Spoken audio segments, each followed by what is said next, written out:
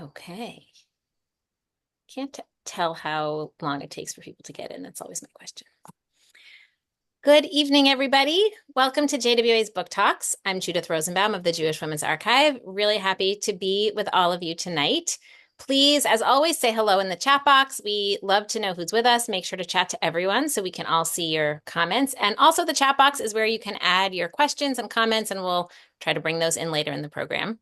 I want to give a big thanks to Lilith Magazine for being our co-sponsor for this program.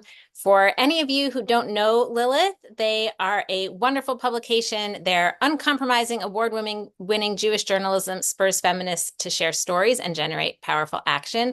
Lilith brings you fresh ideas, compelling culture creators, thought-provoking articles, and transformative rituals you'll find nowhere else.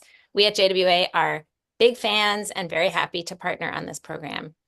A few words also about JWA for anybody who's new to us. We are a digital archive that expands and transforms the way that we understand history and Jewish culture through documenting and sharing Jewish women's stories. And we pay special attention also to how gender functions in the past and present. We do all of this work because we believe that uncovering a more diverse and nuanced story helps us create a better world. So thank you for being our partners in that effort. The book talks are just one small part of our work. I hope you will check out jwa.org, explore the full range of projects and resources that we offer. And excited to have you with us tonight. A very quick logistical note, if you would like captioning, there should be a button on the bottom of your screen that says show captions or says CC on it, and that will turn it on for you. I can't turn it on for you, but hopefully that will work. Okay, I am delighted to introduce our featured author for this evening. Sarah Seltzer has been a feminist journalist and culture critic. Her lively writing for publications include The New York Times, Time, Jezebel, Glamour, Cosmopolitan, The Nation, Jewish Currents, The Forward, and many other places. It's shaped the discourse on subjects ranging from Hollywood casting to abortion rights to Jane Austen and beyond.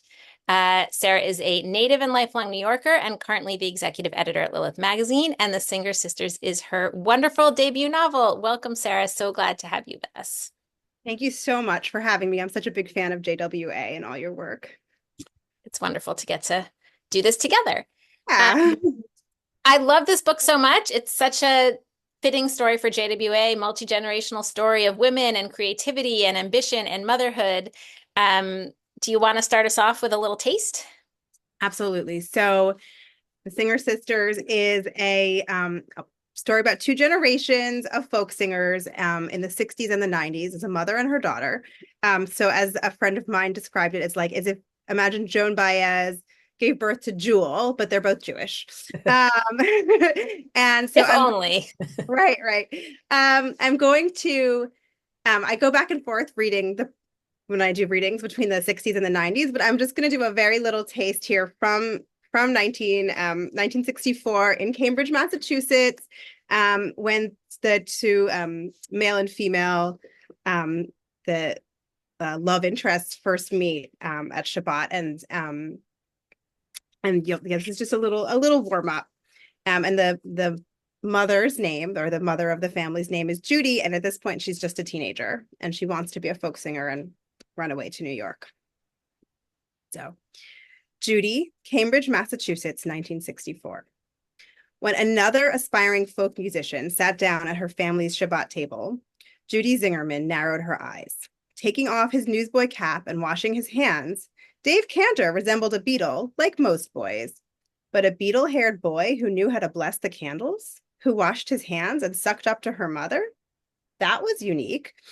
Judy and her older sister Sylvia stared at Dave over their vegetable soup. His face made an appealing sight, framed by a silver tea samovar on one side and their parents' portrait of Eleanor Roosevelt on the other. Their cat Adlai lounged on the chair beside him. What might a wandering musician on a winter evening make of their home? The tendrils of smoke from the candles, the twisted roses on the dark wallpaper, and the smells, yeasty challah and salty soup. The room could be interpreted as warm or suffocating, ornate or overdone. Judy's braids, tied with lavender ribbons, probably looked childish. Meanwhile, a silver pin pulled Sylvia's short curls aside, accentuating her startling gray eyes. Judy had to act fast to capture his attention. "Where do you live?" David asked her mother Anna after they had broken the challah. I live in Greenwich Village, said Dave, on Thompson Street, in the thick of it. Judy needed no more invitation to launch herself into the conversation. A bohemian, he needs 2 helpings of soup, she said.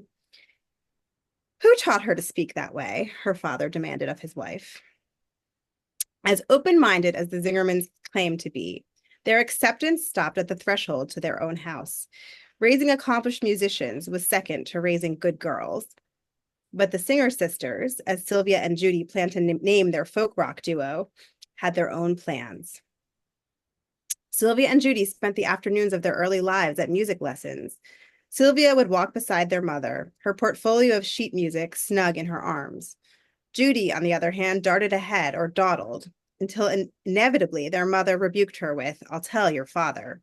And that got her to comply, because Hyman had told them his story again and again. Long ago, he had set aside his flair for piano to join the family business, but he yearned for music. After he came home from the war, married, and made a small fortune building houses in the suburbs, he returned to his passion, constructing and reciting a recording studio near Central Square, and squiring Sylvia and Judy to recitals. The Jewish community called them homegrown prodigies. At synagogue concerts, they sang duets. Sylvia was lithe, bird-voiced, and destined for the stage. Therefore, Judy, though not without a voice, harmonized. Judy's teachers and relatives assured her that this made sense. Every orchestra needed its second string. Besides, adults called her smart and said that she'd make an excellent teacher herself before she married. Without realizing it, however, Hyman had given his girls ideas. Nowadays, the spare room in their Cambridge home regularly housed musicians traversing the New England circuit. The girls dubbed these visitors Papa's troubadours, emissaries from a new wild world. Mere steps away, one of smoky coffee houses, raunchy jokes, and young people making eyes at each other over their instruments. Sylvia, a college girl at Wellesley, instructed her younger sister to look and listen. The troubadours' visits offered a chance to study the airs of real performers so they'd know how to act when they got their own big break. Judy tried. She did, but she tripped on her own restlessness. She envied the men who sauntered in and out, who spoke without being told to lower their voices, who walked through the world with dirt on their jeans and uncombed hair. And to make matters worse, every man who stepped into the house fell for Sylvia, blinking when Judy made a clever remark as if to say, "Oh, right, the other one can talk too." Judy craved their company anyway. While the singer slept downstairs, she would lie awake, tapping her legs against the wall and scribbling in her notebook. She would close her eyes and imagine buying a train ticket, skipping town with a banjo, in the shadow of night in pursuit of the kind of music that could change the world. Yes, she was book smart, but with the adults being so grim about civil rights and war and social unrest, the idea of years of study made her quake. Sylvia urged patience, practice, but Judy didn't want to wait. Thank you. So that gives us a sense of where the book starts. I'm curious about where the book started for you. What was the kind of seed of the story that got you imagining the Singer sisters? So I went to a series of big group folk concerts in the around 2010, and the sort of the tentpole of those was Pete Seeger's 90th birthday party at Madison Square Garden. And the McGarrigle sisters were on the bill, and they were playing some folk standard. And then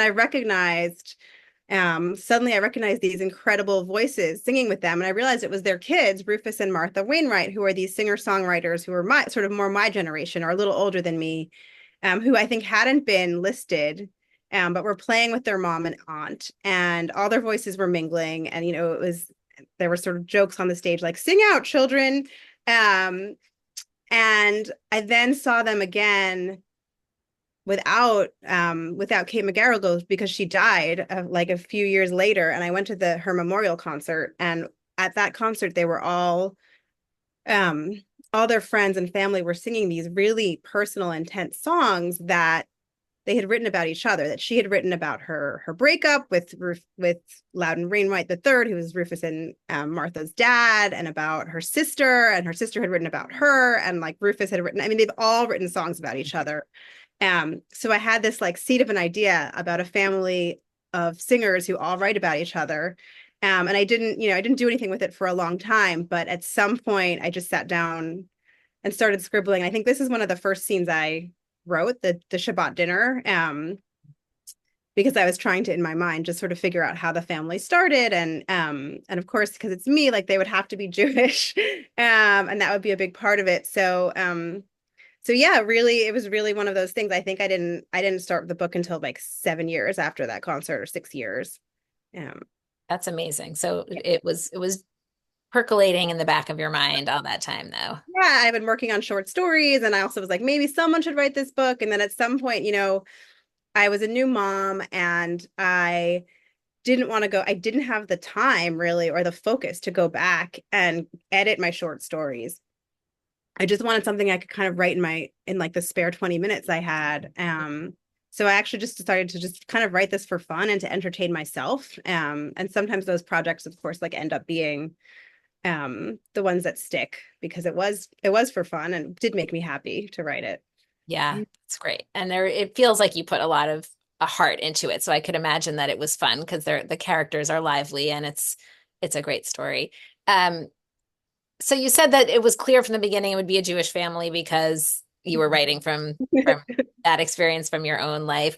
Um, and I love how they're also like a very particular familiar kind of Jewishness, like a very New York kind of cultural Jewishness.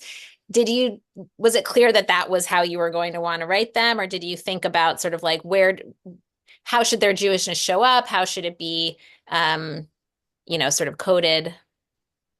It almost, I mean, I don't even think I was super conscious about it. Like I did think that I wanted to do a few holiday, like just a little bit, like that Shabbat scene is really the only scene with a Jewish holiday in it in the book. But I do those scenes are fun to write. I done a lot of them in my short stories, because there's like everyone being around the table is for a Jewish holiday is always like a kind of fraught and interesting Right. um, setting for a story. So I wanted a little bit of that for texture, I think, but I didn't. And it was, yeah, important that but their Jewishness is really, in some ways, like there's no folk singers in my family, and this is all a big, amalgamation of different celebrities and stuff just right out of my head. So the Jewishness is the part that I think really comes the most sort of organically from me and from my family. That cultural Jewishness, yeah. Right. It shows up a lot in food. There's some great deli Food, sandwich scenes. right. Deli sandwiches, they say schlep Right. like they throw in a few little, and there's some verbal things in the way they talk that are very Jewish, more than it being a religious thing for them. hmm Um, so do you come from a musical family? Like, I'm curious how you approached some of the sort of like music crafty elements of it around both songwriting and performance. So no, so I come from a family of music appreciators. And like amateur, there's some amateur musicians in my family.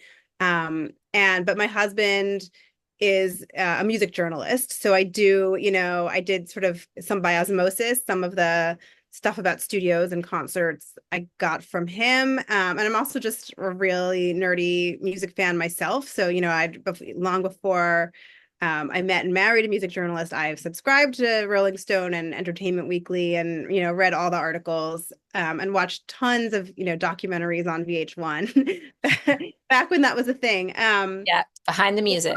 Yeah, behind the music, that, which is like this big subconscious influence on the book, obviously, like having watched dozens of those. Totally. Um, so I think that's where it came from. And then some of the little details I added, during revisions. I did a little research or asked around, like, would this make sense? Um, Did you listen to particular music while you were writing? Like, did you have to listen to different musicians as you were writing different characters? I had sort of a general playlist that included stuff from this. I didn't have like playlists that were broken down by character. So I had a playlist that was sort of, like a little jarring at times, because it would switch around from like angry 90s um rock and roll, like Ani DeFranco kind of stuff, or like Alanis, and then these very gentle folk songs were also in there. And that I it was a really, really long playlist, and had some folk standards, and so it did help get me in the mood. I did listen to it a lot. And I did, there was a period when I was writing the 70s stuff where I was watching a lot of the Rolling Thunder Review, which was this famous tour that Bob Dylan went on with like 10 other more, like tons of other musicians in the 70s. And I watched a ton of, there's a lot of it on YouTube, and I watched a lot of just to see their costumes and their body language and stuff to get me in the mood for that era in Nice. particular. Yeah. So there's lots of songs in that both are important to the plot and also like pieces of lyrics in there. Um, were you ever tempted to like write music to go with the lyrics or have someone write music? Did you have particular music in mind as you were kind of writing the lyrics? I think I sort of had some music in mind. I think I more had like for each song, I had like a couple of songs that were like that I wanted it to sort of be like kind of. So Mhm. there were real songs that I wanted them to reflect, but I didn't have music. I have a friend who actually I used to work at Kveller, the Jewish parenting website, and one of the women who was a fellow there when I was there, we stayed friendly, and she's a musician, and she has put some music to some of the lyrics. It's not done yet, but she sent me like demos. So been going back and forth. So that was so Very when she cool. sent them to me, I was like, I think I'm co-writing a song with somebody. Like, I can't believe this I never thought this would happen. So so yeah, that's she's doing that for two songs. And the lyrics were just, I mean, that was such a fun part of writing. And most of the lyrics they've been edited a little bit, but they're the closest to the first, like they really are like in the original notebooks that I used to draft the book, because I think the lyrics really helped me into the story in a way. Mhm. Um, Yeah, well, they're so central because, as you said, this isn't very much about, this is a family that tells a does a lot of their communicating through their music. So the music, the lyrics are sort of key to telling pieces of their story, which the characters are finding out through the course of the novel. We have a request for you to share your playlist if you would be open to it. That would be really fun. I will definitely share it. I have to take me a minute to find it, but yes, I can share it. And Yeah. there's a Flatiron created a playlist for Judy, the character I was just reading about, also like a mini playlist that's on their Spotify as well. Oh, nice. That's awesome. Sure, yeah. So there's a couple floating around. So motherhood is a big theme in the book. Judy has two kids, and there's complicated relationships between her and her daughter, and actually between Judy and her mother as well. Um, and a lot of it also is connected to ambition, like what happens when you have kids? What's the relationship to creative output as an artist versus as a parent? Also, how motherhood can both like, you know, save you in some way and also Yeah. suffocate you. Yeah. And you were also writing this book while parenting. So I'm curious how you were thinking about that as you were working on that theme in this book.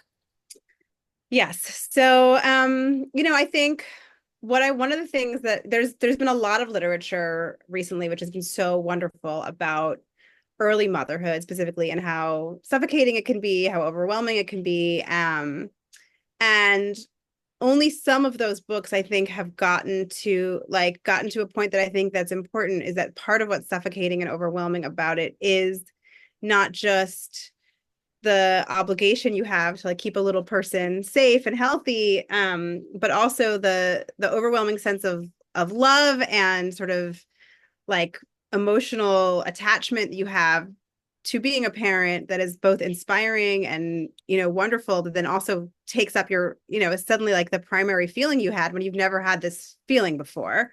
And it can be a good feeling, but it also it's a huge change. So I wanted to capture sort of both the frustration, sort of both sides of it. So there's a scene in the book that a lot of people have told me was really struck them, and it's a really small scene where Judy is with her kids. She takes them to school.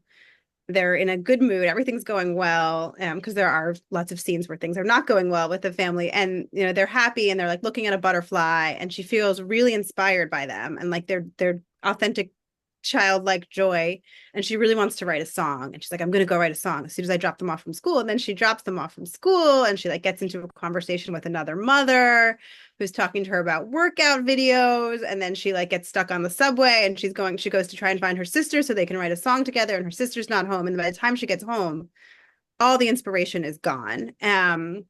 And that kind of that way that sort of the everydayness of parenting can be both inspiring and then also crush inspiration at the very same time is something that I was really trying, that I was experiencing right at the same time as I was writing about it. Particularly, so there was the whole like early COVID era. I wasn't working on the book. I had like maybe it was on like draft 4 or 5.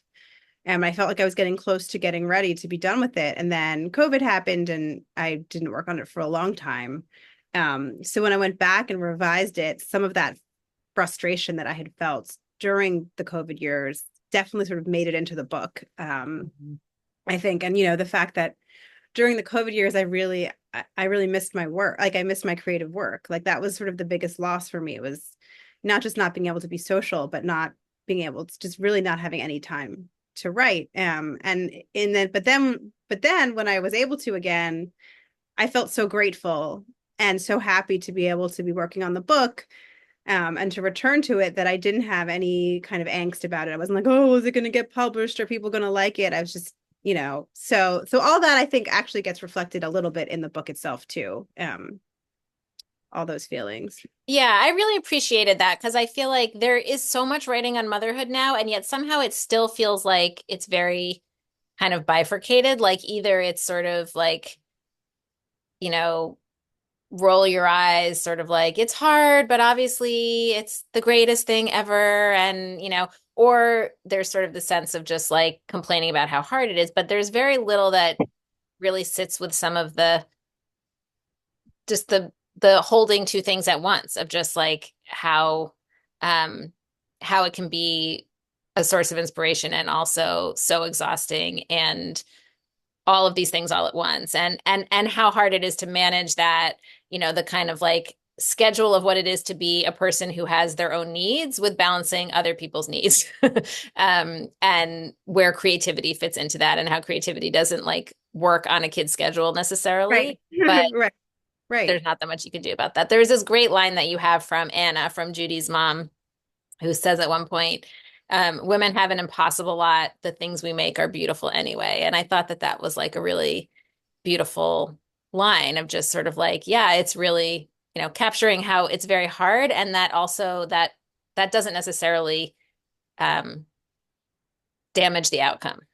Yeah, absolutely. And I think that was, one of the things I wanted the book to explore and not necessarily have an answer for. And like the characters even sort of talk about it at the end of the book is like, is artistic work more important than care work?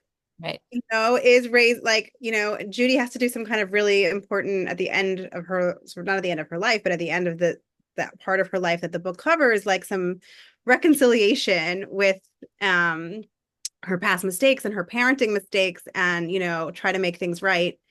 And is that more, I mean, does that end up being what's more important, her body of work that means so much to so many people, or the sort of intimate work she's doing with her family? And there's not an answer really, because both matter in our lives. And I think, right, there's some works of art that would sort of say, oh, like creative work is everything.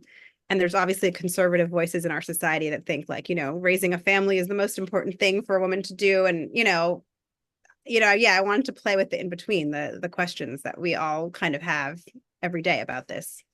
Right. The framing of the debate doesn't open up possibilities for holding complexity often. Exactly. There's a kind of another, not exactly debate, but there's sort of another range of different perspectives that you cover in the book that's kind of comes through around creativity, but particularly around like different kinds of creativity and artistic skill. It's in some ways related to what we were talking about motherhood, of sort of like what matters most and what gets valued. And you have all these characters who they're all musical, they're all part of the same musical family, but they bring different elements and they have a lot of feelings about what piece they bring and whether that's the valued piece, right? Like Judy is a songwriter but has stage fright. Her sister is more the performer, more comfortable in the limelight. Emma, her daughter, and Dave, her husband, are more performers. Her son Leon has kind of more like raw musical talent. And there's kind of this like, especially between Judy and Emma, and maybe Judy and Sylvia, her sister, a little bit, there's like some tension around those things. And at one point, like Judy says to Emma, like, oh, on stage, anyone can pretend they're special. And another point, Emma is sort of thinking about her own skills and saying, like, well, I have grit, but grit's not the same thing as talent. And so I'm curious, like um as a creative person, where did you sort of read yourself into that? Like, how are you thinking about where writing fits in, or sort of what gets valued, and how you think about the different elements that go into being a creative person? Thank you so much for asking that. Nobody has I've done some conversations about the book, and I feel like you really hit on something that was really important to my conception of the family and the book, that I haven't had a chance to talk that much about. So yeah, I mean, that was really important to me, that they're all creative and they're musical, and that they each, but within that, they each have their kind of specialty or their interest. And even the minor characters actually tried to give them all like a little, like there's, like a friend of Emma's, her drummer, who really wants to be a producer and like an impresario. And then there's a friend of Judy's who really, like wants to make a perfect rock album. So each person has their own. And then there's some of the guys in the male characters in the book end up getting spiritual and like leaving music behind and finding religion. And just sort of playing around with that, how there isn't one way to be creative.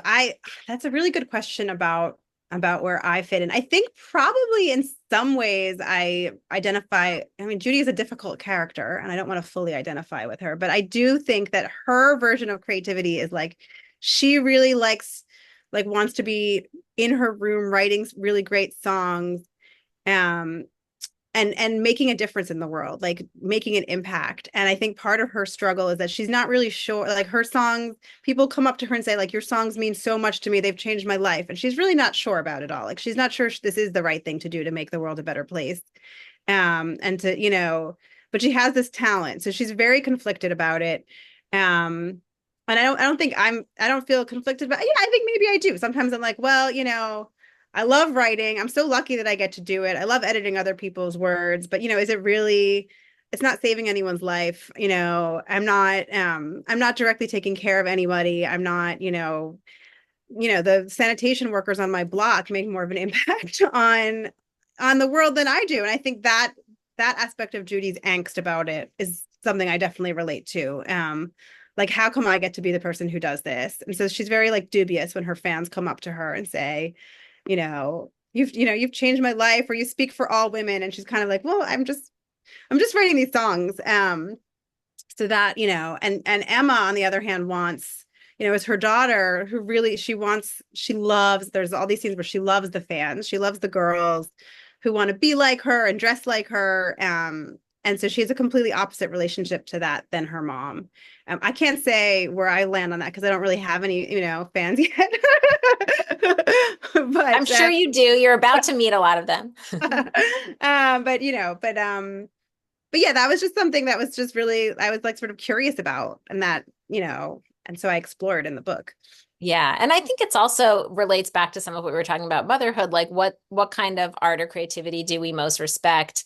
And, like there's Judy at some point when she has little kids creates music for kids, but that's sort of not seen as like her like real musical contribution. Or, she at the end, Emma finds this notebook, or finds some writing, but actually not the notebook where Judy's been like working on songs. But like I was sort of thinking, like, even if she had come across all these songs that Judy had written but never performed or never shared, would that matter? Like, if she'd been writing them but nobody knew about it, does that mean that she hasn't been an artist? And Yeah, those are all the questions. Yeah, that's that question where she's looking for her mom. She wants to know why her mom stopped performing, and it's like this big mystery. And sort of the answer is there is no real answer. Like life got in the way, or maybe she was like fame didn't suit her.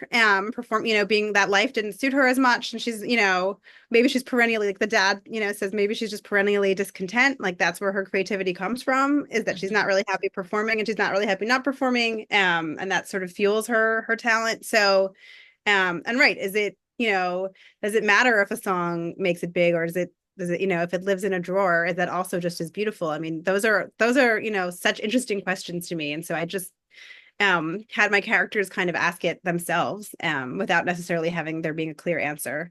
Yeah. I think also because your book covers many different chunks of time, you get a sense of some of the seasonality of creativity, which I Yeah. think also felt really important to me that like it's not that artists are like always producing and like always plugged in. Like humans are humans and go through, periods of greater productivity or lesser, or periods of inspiration or not. And it was really interesting to follow characters um and also especially like at the end to be thinking about, and I don't want to spoil anything about the ending, but to be thinking about just sort of like what are the times when you're, you know, out in front and obviously an artist, and when maybe is it a, a fallow season, and but understanding that it's not that that means that piece of you is gone Right. necessarily. Right. Absolutely. And it's so seasonal. And I think, even for me, having had this sort of externally imposed break on my work, and in addition to COVID, I had a baby during this 2 year period, and my husband was very ill, and it was just sort of a 2 year period where like there was only life to be lived. That was the only thing. Like getting through each day was all that I could handle. And we That was all the have. creative project. Yeah, it is exactly. And I've also found, like, when I was pregnant with each kid, I didn't feel particularly creative. Um, and and I know Dar Williams, who's the folk singer who I was sort of a reference point for me, like, has, I think she wrote a song about, like, she called it like a 9-month writer's block that she had Mm, when she was pregnant. And then some people find all these things to be very like these times to be very fertile, and also it's not just childcare. Somebody in the comments was talking about elder care or community work, and I think that's that I've sort of hinted on that a little bit in the book, that like there's business to be taken care of with the grandparents, that Judy, because she's the woman in the family, ends up doing a lot of it. And that's another reason she's not performing, is she's kind of taking care of all the older folks while her husband tours. And just, maybe you need, to get something taken care of on your block or in your apartment building that, is really important, and that becomes your project. Or maybe you just need to rest and let things marinate for a while. And I think it is really seasonal. And it took me until parenthood to understand that, like, because the way parenthood imposes these breaks on you. And then the sort of flip side of that realization, which is that the work is always waiting for you when that is over, that there's no reason you can't go back to a book you've put down 2 years ago. There's no reason you can't just, start writing poems again, if that was what you did when you were younger and you've stopped doing it. And we think that because we've taken a break, or we've stopped doing something, we can't do it again. And that's just not actually how it works. It may take some practice, but we can still do it. And I think that I think I had so much pressure on myself when I was younger. And that didn't help at all. mhm.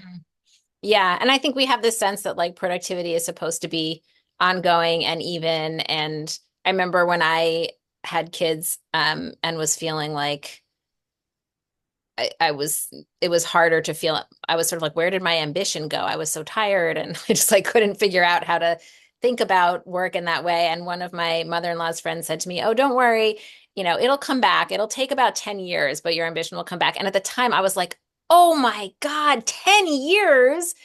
I can't like just be coasting in my career for 10 years. Like what?"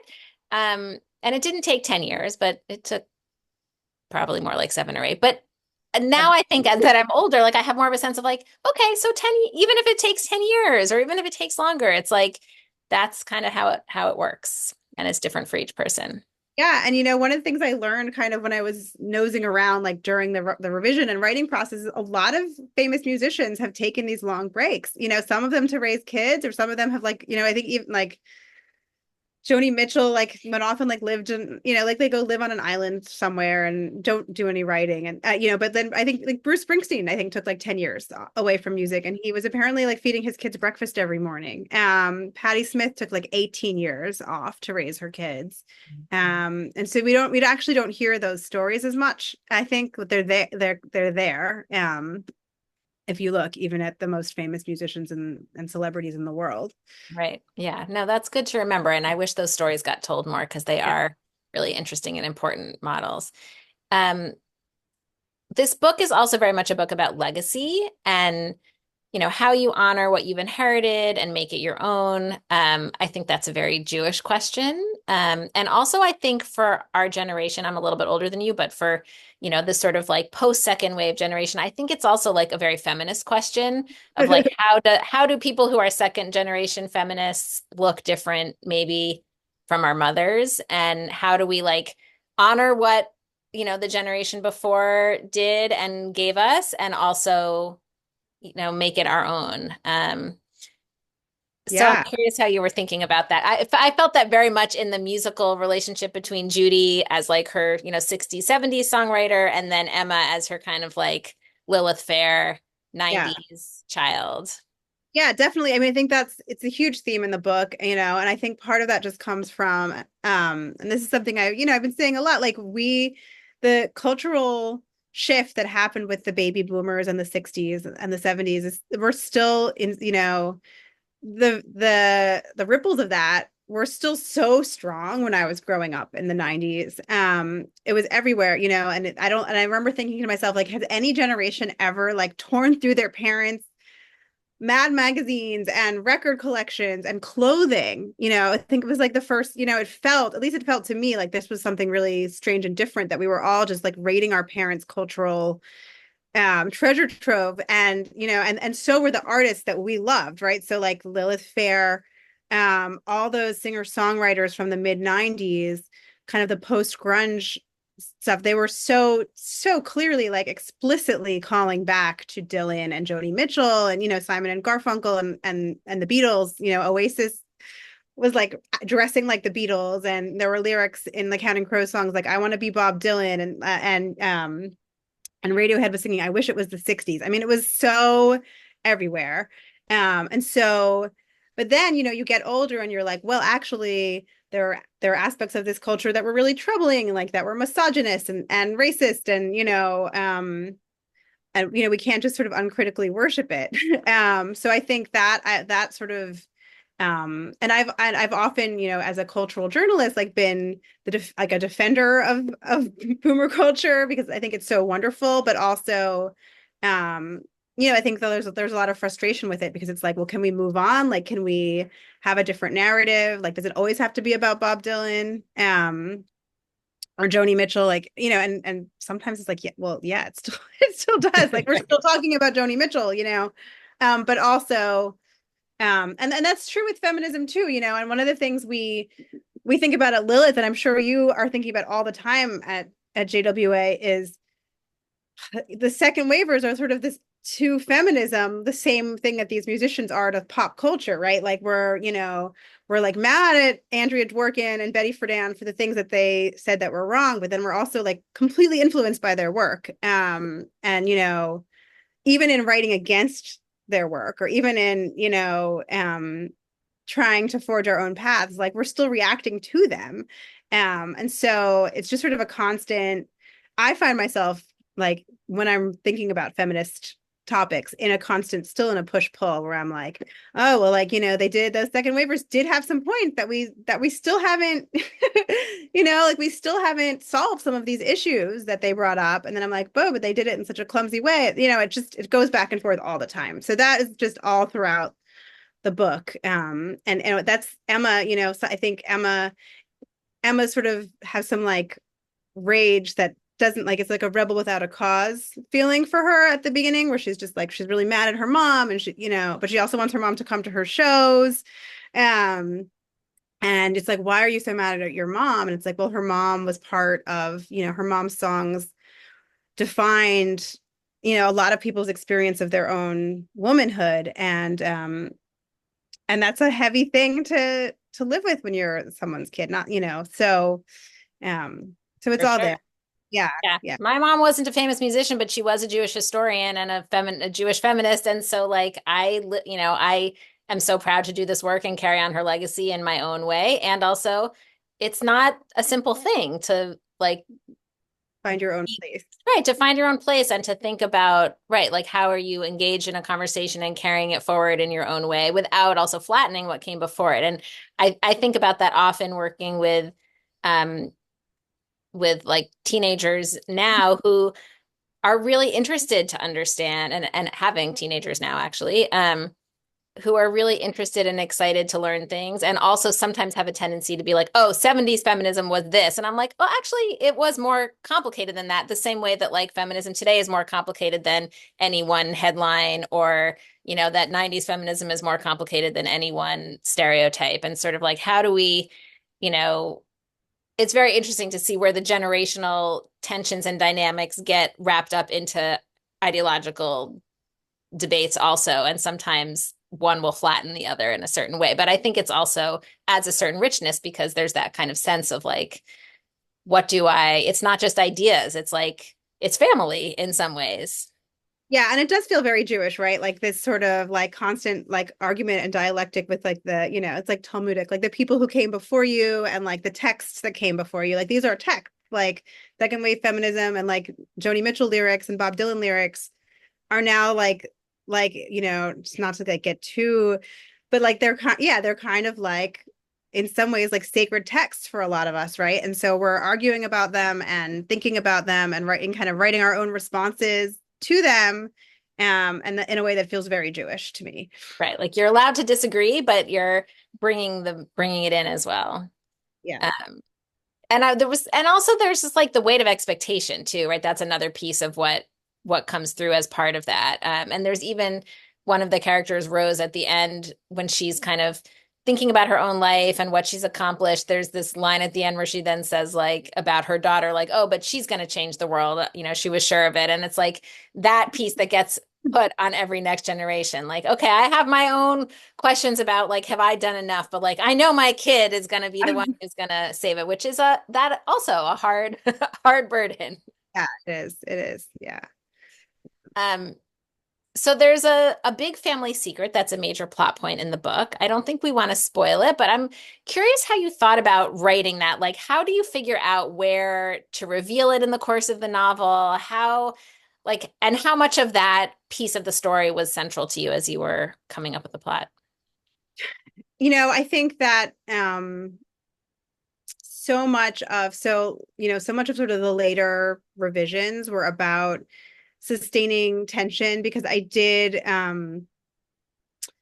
write the book initially chronologically, like just fully chronologically, and then realized it was during that like break that I was on. I realized like to make it non-chronological, wouldn't not everyone loves a non-chronological read, but I always enjoy them where the story kind of unfolds on multiple timelines. And then halfway through the book, or about a third of the way through the book, sort of everything is revealed, and then it just proceeds more chronologically.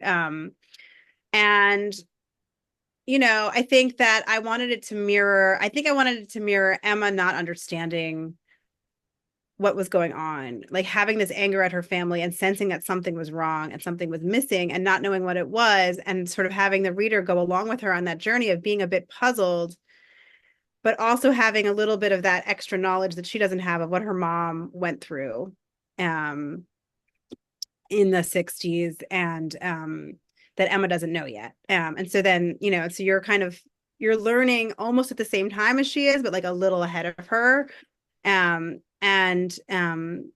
the questions, there was in the book, there's a lot of questions about motherhood and also like reproductive choice um, the choices that women have had to make over the decades. And that's just always been a big preoccupation for me. I started in feminist journalism, like working for a site that was all about reproductive rights, and and writing about pop culture and how it handled motherhood, adoption, abortion, miscarriage, all that stuff.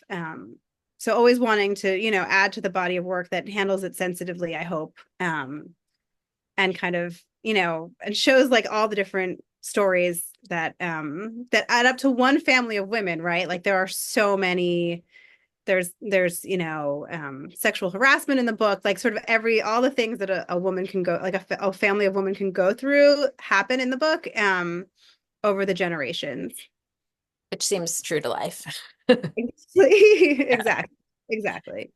Um, Um, as you say, the book is not uh, chronological exactly, but the book begins with Emma, and it's all third person, but the book begins with Emma, sort of focused on Emma, and actually ends with Judy, the mom, which I thought was really interesting. And in some ways, I was almost like a little surprised. Like for a lot of the book, I was like, oh, this book it's multi-generational, but like Emma's kind of the main character.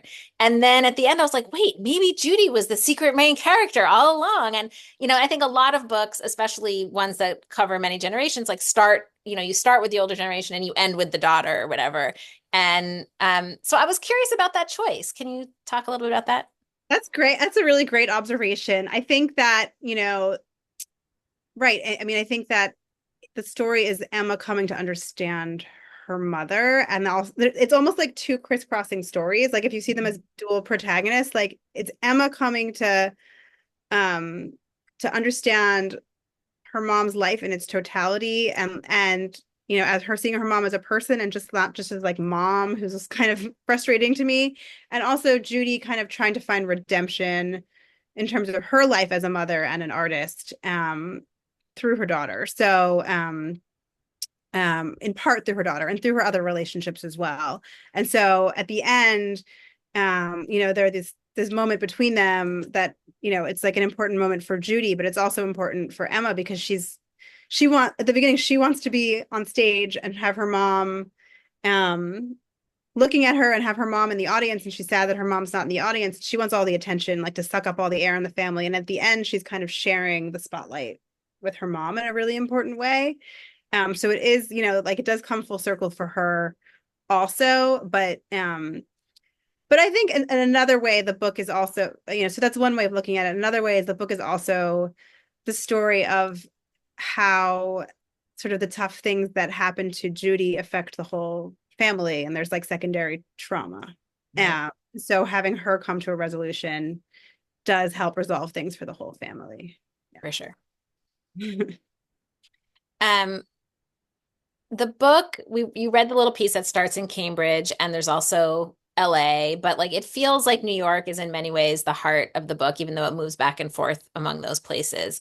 Um, were you sort of like, I want this book to be a love letter to New York, or was it just like that's where Greenwich Village is and the music scene, and so it made sense? I think a little bit. I mean, in some ways, like the way the book is sort of the Jewishness in the book is like coming organically from me. The love of Greenwich Village and New York is also. I'm a New Yorker. I'm from the Upper West Side. I am in Harlem right now. Spent much of my adolescence in the village, and so I don't think it wasn't intentional. But I do think that like my love of the village is intertwined with my love of all this his pop culture history, like that the reason it's important enough to me that it inspired me to write a whole book is because I walked those streets myself, many times, often to just like go shopping for chokers or whatever whatever we did in the 90s, or like look at vintage jeans, but I was very aware that this was like a neighborhood that was like the countercultural neighborhood, Mhm. um, and that felt really important to be there. And yeah, I mean, New York is just so in my blood that I mean, I want to write other books that take place elsewhere, but I feel like there's always going to be some New York in everything I write, just like Mhm. there's always going to be some Jewishness in everything I write. Right. Um, Not to put any pressure on because you're just getting this book out, and I know it takes a long time, but do you have other projects you're working on or other thoughts of projects you want to work on? I don't have, I mean, nothing I have is formed enough to even um describe, but I will say that this is a family book. It's a mother-daughter book, and there, other things that I'd like to explore, and I have explored in short fiction that I, would love to explore are like, more traditional like romantic stories and also female friendship. There's a big one for me. So, and obviously those are like extremely popular and broad topics that many novelists write about, but that's where my mind is to think about for the next project. That's great. Well, we definitely look forward to that too. Um, I was like, there was a part of me that was starting to think, uh, as I got to the end of the book and thinking about, I think because Emma is like around my age, there was part of me that was like, oh, Emma's like middle age now. I wonder what she's doing and like what's her family story now? And were you tempted at all to try to bring it up to the, I mean, you have Oh, some I little did. hints of where people are heading, but I did. I had a whole, I think I had a whole at some point, um, like a not an epilogue, but like a longer conclusion where I like brought everyone up to date. Not super up to date, but I gave out more of what happened to everyone. Mhm. So I do have an idea. Like I had this idea that Emma, and I think a little bit of it in there that she's, living upstate and she's like part of a community of artists. And she's kind of found her place in that way. And who know, I mean, I feel like she's too cynical to go like her father in the book like goes full like he joins an ashram and goes sort of fully crunchy, and I don't think she ever would do that, but I do think that maybe she it would be good for her to have a life where she's not in New York City all the time because Right. it would help her stay calm. So hopefully Yeah. she figures Yeah, out. exactly. That makes sense. Well, as someone who spends some time in upstate New York, I could definitely picture Yeah, her hanging out there, performing at, yeah. various places. If anyone has any questions, feel free to put them in the chat.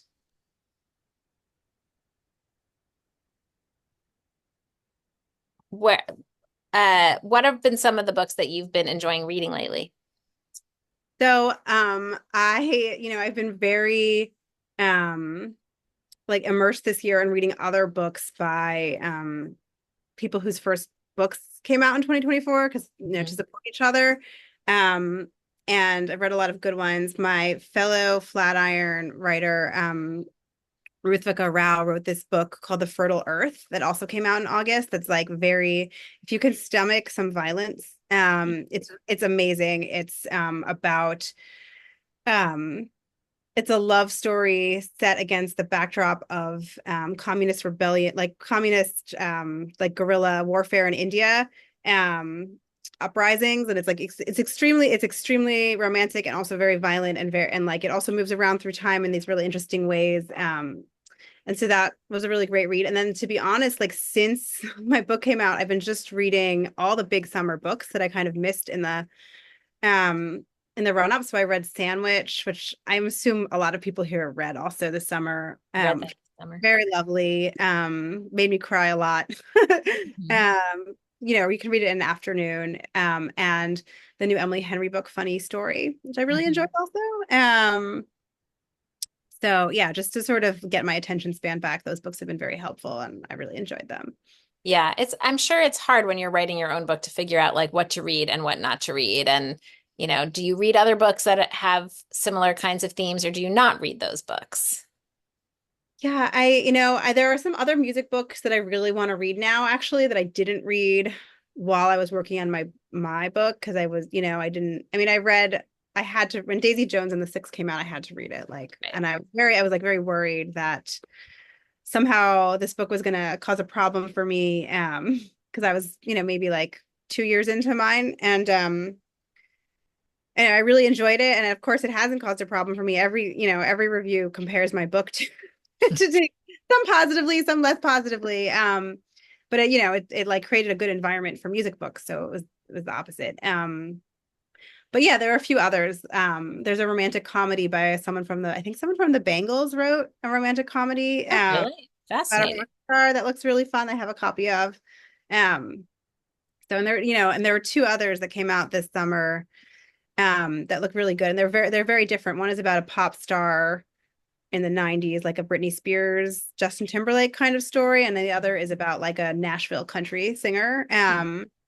So it's definitely like like women in music books are having a moment. And I'm looking forward to reading those now that Yeah, the that's good. I remember my dissertation advisor once telling me, like, you don't need to freak out if someone's writing on the same topic. It's good to have multiple books yeah, on the same kind of yeah, yeah, topic. It yeah. creates a field. But we have a question about who you envision will star in the movie. Oh my gosh. I had, I all my like reference points for actresses and actors are going to be like too old probably at this point for Emma. I'm trying to think of like a good Gen Z actress. Um, for Judy, maybe like I don't know, like maybe for young Judy, this is a hard one. I do have a film agent, and when she got on the phone with me, she was like, the one time she got on the phone with me, I should be clear, like we don't talk regularly. She was like, "Oh, we're gonna have like Nicole Kidman be Judy," and and like all these names, and I was like, first of all, it's like not very Jewish. Second of all, there's no way Nicole Kidman's gonna be Judy, but I think of like I'm trying to think of like a Jewish actress who would be great. I don't know. I would love to see other people's answers in the chat. This is gonna. I Yeah, just too. that's a really hard question. Yeah. Um. I think I spent too much time thinking about the actual musicians, not about or not too much time, but my head is Yeah. more in the mind of the actual musicians, not the actors who could play them. And I think I have the same problem you do of the people. The problem is like Gen X people don't Sisters. play Yeah. people at that age. Yeah. I was gonna say some younger musicians like one of the members of Boy Genius or the Haim sisters, if they decided to go into acting, would be amazing.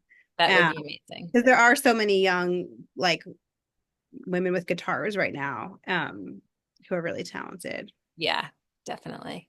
Well, hopes for the future. We'll look forward to see how who gets to play the roles. But thank you so much, Sarah, both for the beautiful book and for this conversation. This was really fun. So fun. And thank you for your excellent questions. Which is a great conversation. Thank you. And thanks to everybody who's with us for being here tonight. And of course, there's always more to discover at JWA. We've dropped some links in the chat already, but we can put them again. You can read our encyclopedia article about Jewish women in contemporary popular music and entries on some Jewish singers like Carole King and Mama Cass, who came to mind as I was reading this book. We also had put together several years ago, we put together two playlists. Called Jewish Ladies Who Rock 1 and 2. And so we put that in the chat. You can listen to those playlists as well as Sarah's playlist. Um, and this summer we actually did an interview with a young folk singer named Sarah Larson, who has an album that came out called Immigrantki, I think. So you can read that. And please join us next week for a conversation with Maya Arad about her book, The Hebrew Teacher. Until next time, wishing everybody a very good week and take care, everybody. Great to be with you tonight. Thank you.